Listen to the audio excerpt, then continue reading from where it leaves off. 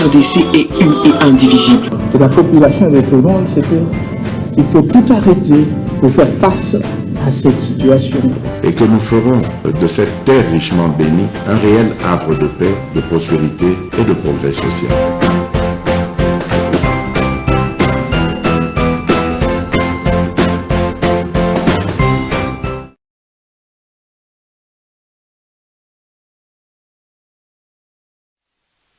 Comme disait Pascal Lokwakanda, akende se boye, azalaki na posa ya baninga, basolisa ye. Chérubin, nakokanisaka yo ngai. Merci. Deuxième numéro MKBz officiel. Vous nous suivez partout à travers le monde. Vous êtes connectés sur votre chaîne de vérité. Vous nous suivez na Facebook, vous nous suivez na Twitter, na YouTube, na écran, na métro, vous êtes partout. Nous vous disons merci.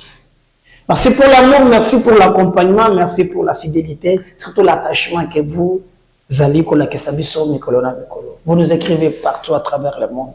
Merci. Nous avons célébré le parent. Nous continuons à les célébrer parce que sans et notre vie n'a pas de sens. Il faut célébrer les parents. Messieurs et dames, partout, vous allez se retrouver, célébrer vos parents.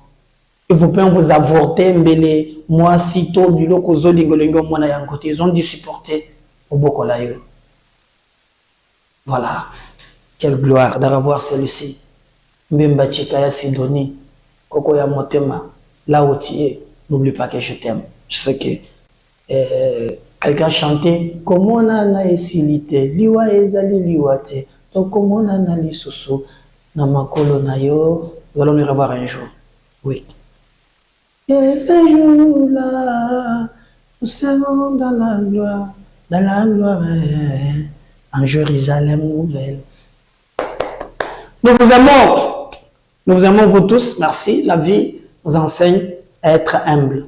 Yango atauzo ibaka mbongo alita, ola takaba bijoux, ba musozo tobola ka même na bazolo, okomie longi lokola tableau bazokoma, un jour okufaka kaka. Okufaka kaka. Tu vas partir, monsieur, madame, tu vas partir. Ça la gaba tobolam. Comme vous allez manger 40, oui que kabila wana na kinga tatwa. Est-ce que la ngoni? Hein? Est-ce que même nga kokufa, nga mususu okoko tata? Pardon, Zabena. Tu fais quoi avec ça?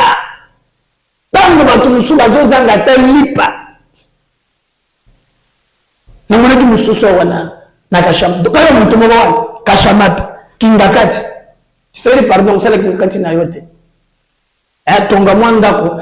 Kingakati wana, nande ira kokufu. Bandako mususu wakoko takate. Atongi ba terasi ya mabeko kite azuba vinya bemba awa o bemba to gouvernement zongi c'est la kayombo akati restaurant donc di sengo ya seko kite atongi avion likolo et comme restaurant baza pe na singa mo ni kangina luketo babwadio o mekino le liwa ozo bouger makolo to sale la peuple place aux alliés atabilo otondi kabola kata muke na batu. Comment on a Chanel, on a tout bilamba, au faka un jour.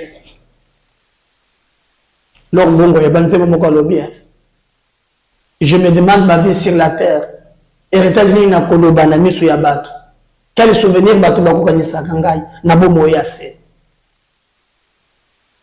Comment j'ai 40 femmes, au faka kaka.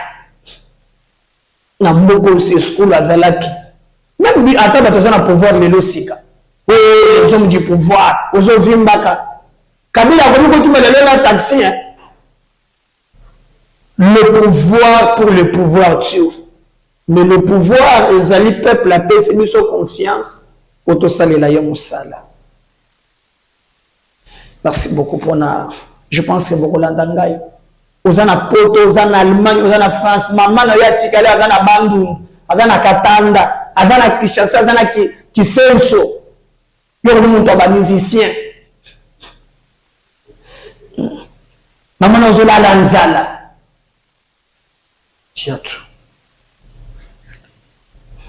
C'est pour Nabiso médiatique, ils ont beaucoup suivi. Nous vous interpellons. Il y a. Hein? Vous connaissez ça. Et c'est très important. Donc là, comme je suis sur le Matata et c'est ça que Katumbi échoue. Basé de Bungutu. Na mission na bango ba pesa ki bango ya kucha Congo moto. Ils ont échoué parce que Makambole qui contrairement. Tokobeta di solo ni ne komeli bango ba ndeko wana Matata na Katumbi na ba mususu sans compter Fayoulou. Maintenant Fayoulou appelle lui après ses positions. Pourquoi le bac libala na bango wana Panzani, il y a quatre leaders ya langa star. Déjà là, ils ont fait ça solo, ils ont l'unda solo. Tu peux taper les solo wana. Peter Kazadi azali kokita na ba province insécurité parce que ezali ko matamakas. Beaucoup mona na chopo ota zalaki nini lekaki kuna bokoyeba yango na émission ya mokolo et ya lelo. Mais si c'est pour la première fois que vous nous suivez, nous voulons développer, abonnez-vous et tolingi to continuer na ba émission na biso mokolo et ya lelo. Alors, avant de développer parce que j'ai autorisé quand même l'actualité oyo ezali vraiment ma casse. Alors, Pasteur Moko Kombonaye, Pasteur Marcelo Tonassi, à lobby, les embouteillages rendent la vie à Kinshasa extrêmement désagréable. À cause de la raison. Ngai na tigi moto ka mokoloa na komi kotambola kaka na moto. Lobby heureusement que vous un chauffeur quand même attend. Mais pour nous comment kaka ngaza na komi na Kinshasa, pour nous comment kaka na terrain ya sosa. Maintenant, on a contourné à ta mise là. Azana raison. Marcelo, la vie vraiment, et comme personne n'a kanda. Nous te demandons climat, le papa Katangaïna. Ezali grave. Alors, Colette Tchomba a défendu son mémoire. Colette Tchomba il y a une photo, il y a candidature naye atie mwana naye souple no moya ezaye même denis sanga za chamunoko oyo atie pese sanga naye mususu mais biso za modèle. Moi j'ai placé les membres du parti Colette Tchomba ye pe azana mwana naye biso na moni pe azana bazaye belé. Donc, bana nyonso balanda kabango o bachaka munoko bonabo elokote. Ye wana che pire mutu na ye. Élection lengi ya Congo yango wana. Alors, présidentielle RDC, Matata Mponyo prévoit un budget record de 90 milliards en 5 ans s'il est réélu. Ngame dans un certain moment quand Tatoyo a sali pour le bagage à 5 ans. Pour 4 ans, il y a ce qu'on dit remplacer. À coûter budget qu'à place piqué la hier 4 milliards. À l'époque même, les moments où vous aurez vendu à l'Obaki, que Babanda qui koyiba 15 milliards. Et je me souviens à l'époque, Abimaki en français, moi, Abimaki en Guadeloupe, coulage des recettes. Donc, ceux qui ont dit mot, la recette, non, n'a pas beaucoup de gens qui ont coulé dans la maille.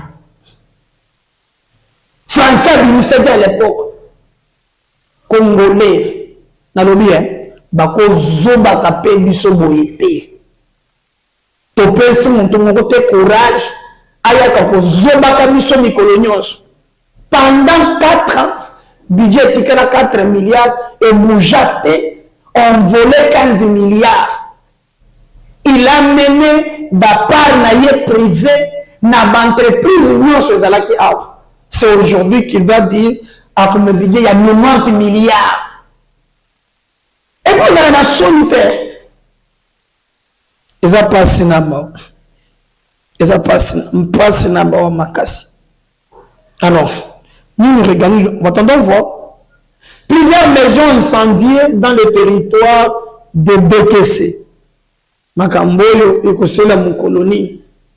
Il y a surtout la Mokena Togo, incendié, tout le monde qui va bomber, tout le. Ce sont des choses et c'est là. J'ai l'impression que dans le Mokanabiso, Batoubakomiko Kanesake, via moto, et ça, sous na tinata, mokoteza, biloko, oyo, biso, tozali koboya, na moto na mobimba. Mais aussi, na baje la francophonie, makambo, nazali kotambola normalement, baje yango aussi là, je crois le 6.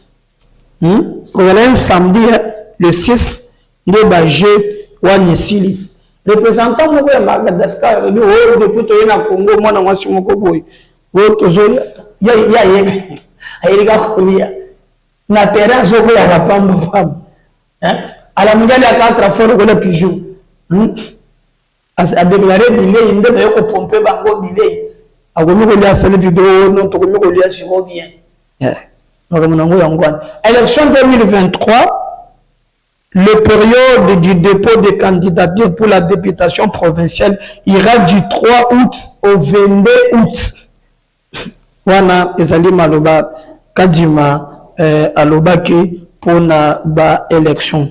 Des magistrats et des éditeurs ont été dépêchés par la Cour des comptes pour une mission d'inspection visant à vérifier la gestion de l'hôtel de ville de Kinshasa sous la direction de Jean-Thierry Ngobila sur la période allant de 2021 jusqu'à aujourd'hui. Jean-Thierry Ngobila ils allaient vraiment ça là. Félix Tshisekedi rassurer des avancées considérables des travaux de construction du centre financier. Voilà.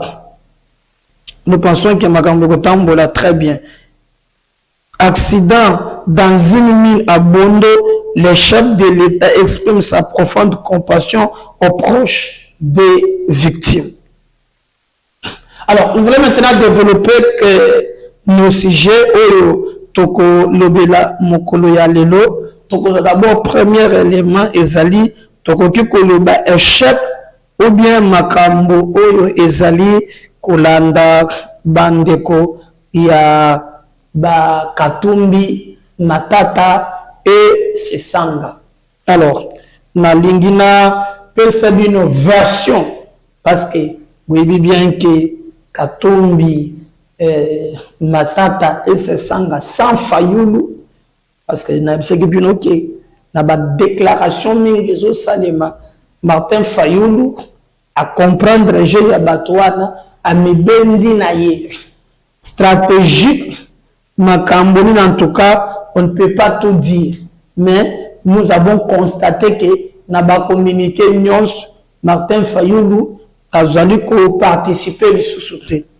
Alors, maintenant, Bango Bakomi Balobi, Nandenge Bokonzi, Yakishasa Ezali, Bazali sous na confiance, en tête na Bango c'est Katumbi. Alobi Bazo Monatina te.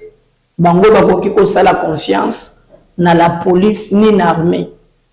Peut-être ayoka bien et sengeli MONUSCO aya sécuriser Bango. Peut-être makambo à la claire. Alors, c'est ainsi que tango ya kokoma MONUSCO sikoyo à répondre. Je peux vous dire que MONUSCO baza bato ya Katumbi. Pour Katumbi azamuntu ya bapaya. Soki bokarisaki awa, même mokolo mususu alamukaki na tongo, akendaki tina bayuda konaki. Otala na Congo, nga bazonyokola ngai boy.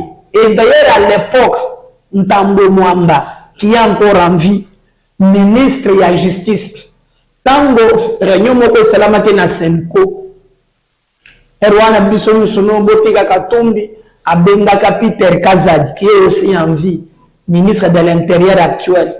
Ayebisiye tozokolela kamakambo ya positionnement oui, mais Katumbi bino bozolanda kobanda likolo tina se eloko ya Kongo kati na ye ezate.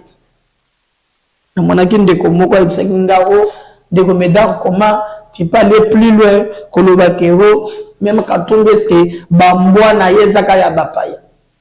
Mais on est ambouani. Il y a Congo, regardez. On a Chalmat. Hein? Tala. Les ambouani Congo. Tous ces bapaya.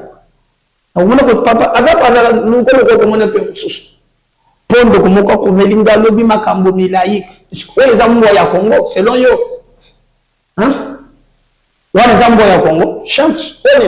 Chef français. Bon, je suis Congo, même la police n'a pas besoin de yango. Azoboya yango. Ce qu'on doit je vous en réponse. Donc, vous en réponse na yo.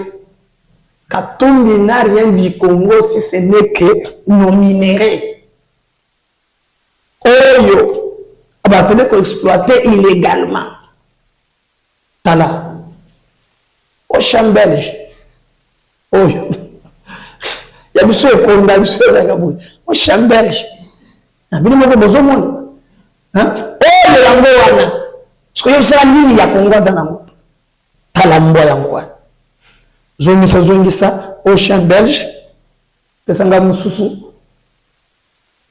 Champ mususu. Au champ français. Quand il y a des français, talambanga wana. Aba français. Moi je rappelle moi la biso ya bongo na ya biso pe. Voilà, auberge allemand. Donc mon salaire ya monto nyonso na mboka na biso ya boyo. Mais so tali ba mboka na biso, ezala pe, ezala mikene. Ezala pe morgan, ali ya ngote. Ali ya ngote. Donc je crois que tu na lobi azali. Amoni ke wane kokite aboli même la police ya Congo de sous. Ce qu'on veut connaître en na bateau besoin entouré yo. Pour okende okambambo kanabiso okosale la banane. À tout moment qu'on fonda kabiso libanda et aboyi la police aye maintenant pour azwa Monisco. Alors Monisco répondrait. Alors biboy élection. La sécurisation des candidats et de tout le processus électoral revient en premier lieu à l'État congolais. Le chef de la Monisco, Bintou Keïta, a précisé mercredi 2 août que la sécurisation de tout candidat et de tout le processus électoral revient en premier lieu à l'État. Il fait cette précision dans la conférence de presse des Nations Unies tenue à Kinshasa. Sa réponse intervient au lendemain de la requête d'Augustin Matata Mpogno, Moïse Katumbi, à la mission onusienne d'assurer un dispositif approprié pour les candidats à la présidentielle à venir à RDC. Leur demande faisant suite aux attaques contre le cortège de Délice Sanga devant la presse, Bintou Keïta a en outre assuré que la MONUSCO fera des recommandations pour assurer la sécurisation de tous au sein du comité de sécurisation du processus électoral. La MONUSCO prend part à cette structure que pilote le vice-premier ministre de l'Intérieur. Donc, Bintou Keïta à répondre à Katumbi na Matata Alobi, alors que Matata azalaka premier ministre na mboka oyo, ayebi comment fonctionnent les institutions. Nous ne sommes pas un pays sous tutelle des Nations Unies. Alors, Bintou Keïta Alobi, obino bezo senga biso ezali pratiquement impossible. Biso toko kite kondima musala ya sécurisation il y a des candidats comme si à tabino bozobo sur la Congo mais bon dis quand même que na Congo police ezali armée ezali pe bazabilité à cause la musalawan s'il y a des recommandations nous ne pouvons que collaborer. Vous voyez, nous ne pouvons que collaborer dans la matière wana ya sécurité. Mais baron bazo ganga en premier lieu. Bolanda na première émission. Na la kisaki bino awa ndenge nini bango moko bayo bazo ganga mais en d'autres termes bazali pe jouer un double jeu. Et cela aujourd'hui est tellement clair et nous devons nous battre dans ce sens où makambo nyonso esengeli ezala clair pe tokobunga po te totombola mboka na biso na ba conditions acceptables na batu nyonso po nyonso eleka ndenge elongo bani donc batu bamikosa te de gauche à droite que MONUSCO akoya non même le rapport au moni awa il y a makambo batu bandeko de ba MONUSCO à intervenir pour na mayematali comment on appelle ça makambo ya Cheribe Okende ça n'a pas marché la MONUSCO lobby il a des éléments et bomoni comment Kalongo allié monoko et d'ailleurs na ibisa kibino batu ba finga ki Israël awa batu ba bimaki ba lobby n'importe quoi mais aujourd'hui nini tozoyoka te est-ce que bozoyoka bazoloba alors que makambo Israël alobaki ezali à peu près est-ce que les balelo basengaki États-Unis basengaki France basengaki ba Qatar alors que makambo wana ekoleka vous voyez ce qui me landi na ba détail bokoyeba côté vérité sobi distraction moi mingi mais eyebani lelo je peux vous dire ça mâcher les mots qui makambo je vais vous réfléchir la mémoire regardez vérité bimilelo boka makambo dengi sanaki on suit Israël revient juste après. Ça a une certaine sensibilité. Pour tout le bayango, il ne faut pas tout qu'il y ait moi. Toko utiliser malobagnon sauté. Il faut vraiment contextualiser sensibilité. Moto akufi azamu tumunene. D'ailleurs, on peut sabino chance bolanda biographie nae mettre un goma tozo zonga pour tozo climat et processus électoral. On va terminer par là, lui aussi va terminer. To même ya mingi moto ya kufi nga nazo senga bakunda Cheribente soki vérité bimite nazo mona précipitation ya kokunda Cheribente. Moi je demande la population tous à la exigeante bakunda Cheribente soki to yebite banani babomi Cheribin donc to kelena na makambu ya kuwela welate to yebana na bomi Cheribin ya ngonde loko photo yeb mais nazo senga pe na ba service na lobaki makambu ya registre d'appel. Il y a Cheribin, botala ya ba chauffeur, botala pe à garde du corps. Parce qu'il y a beaucoup de contradictions. Chauffeur à l'obaki qui en a 15 heures et pas nangai. Chauffeur à l'obaki qui en a 15 heures. Chauffeur va expliquer que l'obaki qui en a Cheribin, bah que des fois na cour constitutionnel. Selon chauffeur, selon garde du corps. Mbala liboso ba ki na Cheribin au kende. Chauffeur na garde du corps, na zana ba audio na solo na bango. Na solo na bango te la bengi ba na téléphone boye de vive voix. Il y a liboso ba lobi ba longwa ki na ndaku na tongo vers ba midi batie ba midi tango ba kei ba komi na cour constitutionnel ba kendaki 3 personnes garde du corps Cheribin na chauffeur na volant garde du corps à côté Cheribin na sim tango ba komi selon garde du corps Cheribin atindaki garde du corps akende kozwela ye document na likolo na cour constitutionnel et puis aye kozonga na document. Tant que na document, Cheribin tangi document, à Monique, à Rosala disponible, il y a pour répondre à l'invitation à jeudi.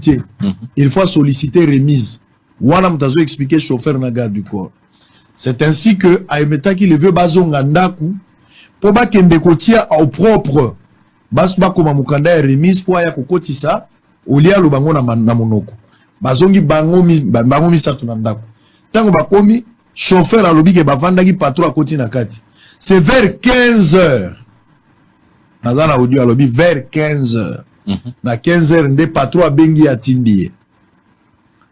Qu'est-ce qui prouve que c'est Cheribin Moutatinda qui est? Parce que alobi nanga katinda qui a kende kozwa ake nozole mikanda na bureau na ye eke tango akomi na bureau na ye ezalaki ya kokanga bureau privé ezalaki ya kokanga garçon abombaka fongola azalaki te prendre ke fongola ya bureau ebungaki bango forcer po azwa document na wana pendant que azali te forcer bureau ya Chéribert ya bureau na IPN ya bureau privé po azwa document. Pendant ce temps-là, Chéribert tikali na kati ya lupango na ndako bien sûr azo travailler on suppose garde du corps azali banda. Siko ya kendaki na 15h. Déjà na 15h ye batindi. C'est-à-dire Chéribert tikali na mosala ko zo ata ba 15h30 ou 16h. To lo bakaka. Balobi que Chéribert bimia yebisi ye garde du corps que ero baku constitutionnel bakangaka. Il faut tout ça l'effort to comme avant basa nini bakanga. Chéribert zui vola yemoko na garde du corps bango mibale babim. Ba se retrouver na cour constitutionnel to lo ba déjà ba 16h.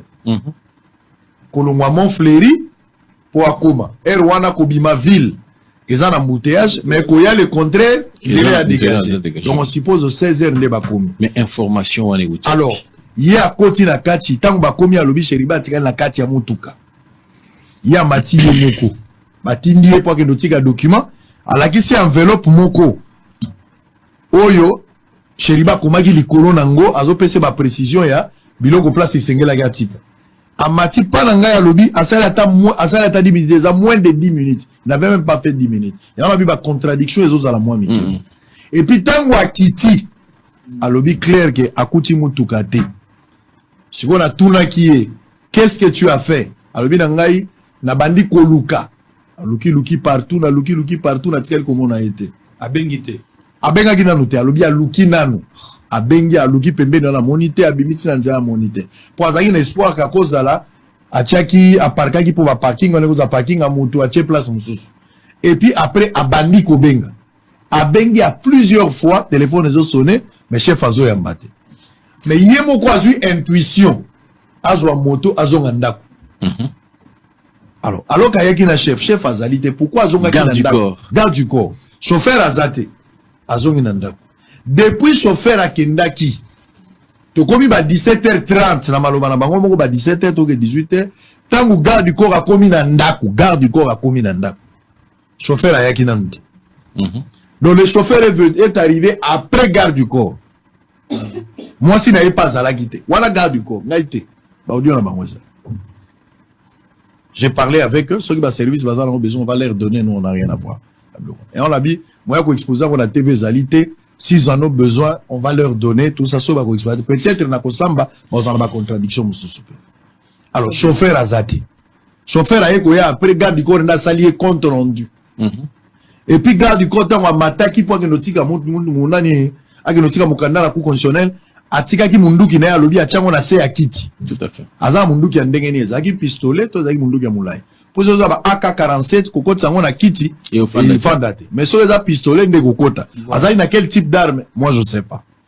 Alors, si ko kozonga na ye, tango chauffeur aye, abani ko expliquer chauffeur, et Rwanda bazo continuer ka ko benga. Chauffeur abida ye na bengi na ebeka po, na tiki ko benga parce qu'il y des fois, ils ont la question na benga insister, na la kata réunion, moyen insister, exact. Et puis, troisième, maman ekoya. Bangone bato asali papa contrainte. Mais voilà to gele ba 19h. Alors ceux qui consignent, pardon Sango, ceux qui consignent ezali que soko bengi naza na kati ya réunion. C'est-à-dire que dans leur tête on ne pense pas encore à l'enlèvement. Exactement. Mais alors comment nos amis sont arrivés à avoir cette information là? Exactement. C'est là où il se pose un problème. Donc là on est vers 19h 20h on suppose voilà tout qui bango na tuna ki paye bituna. Na tuni ya ibsangai. Est-ce que zalaki atana nani makambo ya kibazola ndela bango na balabala garde du corps à couiller, que pas trop un problème, et ata mikolo wana soki problème ezali, en tout cas, mon sécurité, il faut informer que ma caméra malamoté surveiller ba mouvement. Malobité, ate loko moko tikali kozalate, à part, na mona ki azalaki moi triste, mikolo utsoleka. Na tuni tristesse pour na nini? Est-ce qu'il y a un problème? Est-ce qu'il y a un problème? To sur la d'habitude. Aïe, ça qui on selon garde du corps. Aïe, alobe na ngeza makamwa mwana na ya uti ko bala, ezaki makamwa ba invitation, peut-être après ça qui batute. Wana ba audio ya garde du corps.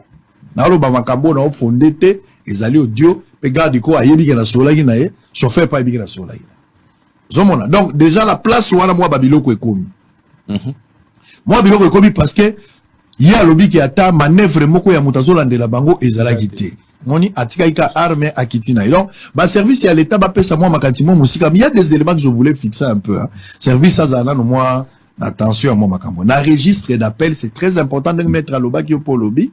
Bala de la registre appel poto yeba azalaki ngana na idée na ngai ya. Eza makambo ba no yela ngana mutu. Ngana omona boy. Chéribin biso nyonso ba patron ou bien soza mutuka na yo ozana mutu ozana garde et comme la kabiso à un moment donné OK kop moko lingi mutu akotate même chauffeur na auto garde oko tinda pe chauffeur ki osombela ngelo hotel garde po osomba o isoler bango po yo sale logo nozo sale et puis après ici bango bona nanga telle place même so longwe a OK telle place ça nous arrive. Est-ce que ba travailler qui était na téléphone pour que ba déplacer na place azalaki voilà. Il avait parlé avec qui avant d'aller dans la cour constitutionnelle, Chokia Kendaki. Et Zalaki appelle, ah ouais, je vais passer par chez toi. Et que Moutanga Kolobane, que Naza Libanda na Mousikate avance. Et que y a avancé. Nazo Kanisa Bongo. À quoi avancer la vite fait que l'État qui oya Kitaso a Bengi Akoya, mais ce qui avance. Et que Moutouana Koyi Koko tape na Moutouka a une certaine confiance. À quoi tu peux na Moutouka le roi Bazo solo là, mais à Bimisi Pistola, qui peut ko braquer. Que aucun mouvement sinon je tire. Et qu'à partir wana bako kolongola ibakene ngana zo kanisa pe nazo kanisa eza ba hypothèse. Voilà, c'est fait ça.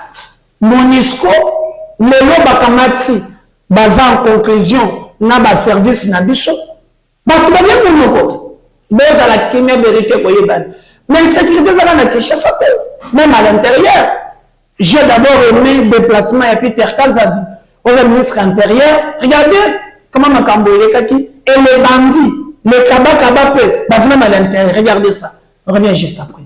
Heure locale du mercredi 2 août 2023, lorsque l'appareil des SGL aéronautique foule le sol Boyomé via l'aéroport international de Bangoka. À son bord, le vice-premier ministre, ministre de l'Intérieur, Peter Kazadi Kankonde. Il est accueilli au bas de la passerelle par la gouverneure de la province de la Chopo, Madeleine Nikomba Sabangu, et les membres du comité provincial de sécurité avant de recevoir un bouquet de fleurs, signe d'un accueil sur la terre hospitalière. Les membres du gouvernement provincial, les agents du gouvernorat ainsi que les cadres et militants de l'UDPS et autres partis politiques membres de l'Union sacrée de la nation, plateforme politique chère au président de la République, Félix-Antoine Tshisekedi Tshilombo, sont rangés pour accueillir le VPM et recevoir sa poignée de main. Juste après, le cortège du patron de l'Intérieur, Peter Kazadi Kankonde, s'est dirigé droit vers le gouvernorat des provinces. Quelques minutes après, le vice-premier ministre va présider la réunion du Conseil provincial de sécurité. Après cette réunion,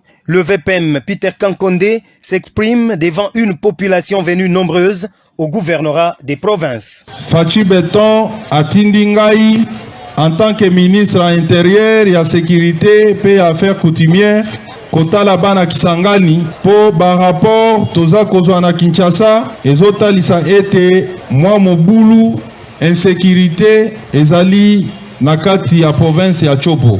Yango mokonzi mboka lobi yo kende mona bakonzi ya province ko bandana mama gouverneur na ba collaborateur na nyonso obiyo kana matoi ota nini eza kuna ozo ba disposition o isengeli kozwa kasi oya kopesanga rapport.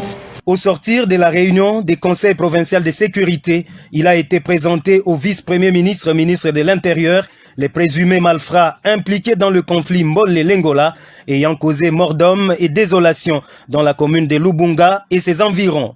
Ils ont été arrêtés notamment en Ngenengene, à Kubagu et dans la commune de Lubunga. Mutu oyo akoki kotelema alobi ngai naleki leta na makasi azate. Eloko kangani, lokola kokangani boye, oyo bake on va vous appliquer toute la rigueur de la loi. Tant on a zo mona bana mike boye, bino obebisa avenir na bango. Et pas que l'État a kolema bino. J'instruis madame la gouverneure pour que le procès à Batou puisse un procès public. Douralex Sedlex, le procès étant attendu par la population Boyomé. Voilà peu bakabaka bayacho na babik boy. Ezangera ba liana bango puis pour basala. Donc nous pensons que le rôle de l'État c'est d'assurer la sécurité à bateau na ba biloko na bango mais j'ai aimé comment le président aussi, sur le plan sécuritaire, a célébré nos morts. Il y a barbarie, l'intolérance, il y a nébuleuse communauté internationale, et je crois que c'est historique. Il fallait toujours que l'ango mingi, on tue en silence en République démocratique du Congo. Telle est la radio, tu sais que dit, parle d'un génocide congolais. Ensuite, ça revient juste après.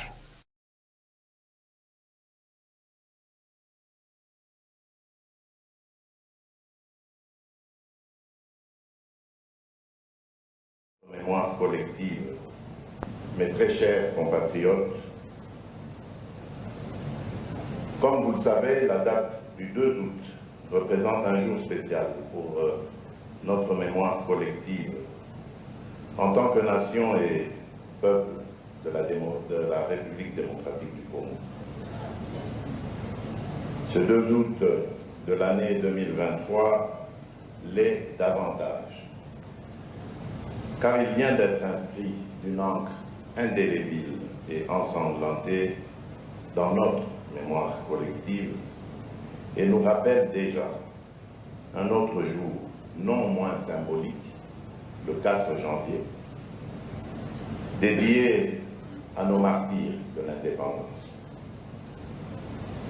C'est donc avec beaucoup d'émotion et de chagrin, mais aussi de détermination et de résilience face à l'adversité existentielle qui nous est imposée, que je prends la parole par devoir et par responsabilité, en ma qualité de garant de la nation, pour lancer officiellement la commémoration du génocide congolais Génocoste, en mémoire des millions de Congolaises et de Congolais victimes ces dernières décennies d'actes de barbarie et de cruauté indescriptibles orchestrés par certaines puissances et leurs agents sans nulle autre motivation que leur obsession à exploiter illégalement et contre nos intérêts nos ressources naturelles.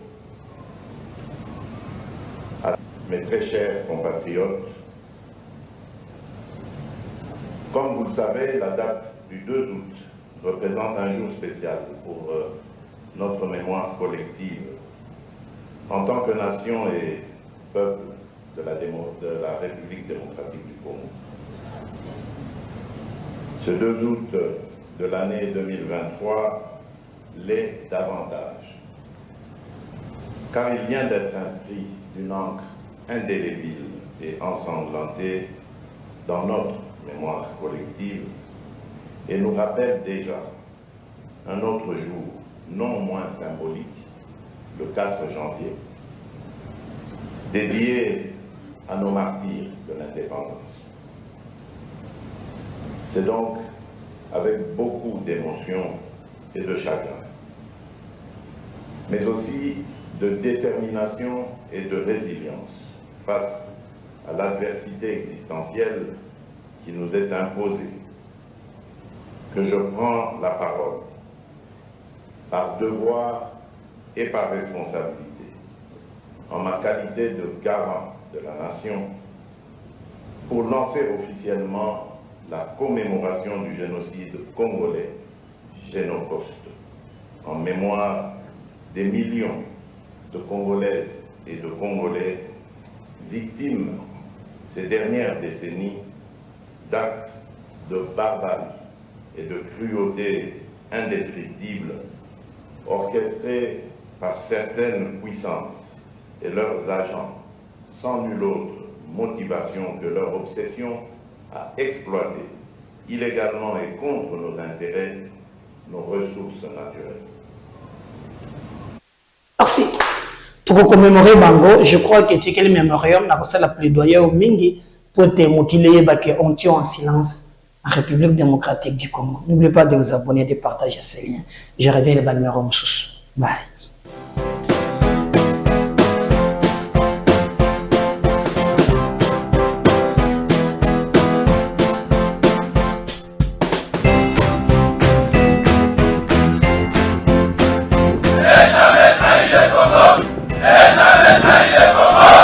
RDC est une et indivisible. Et la population et le monde, c'est qu'il faut tout arrêter pour faire face à cette situation. Et que nous ferons de cette terre richement bénie un réel havre de paix, de prospérité et de progrès social.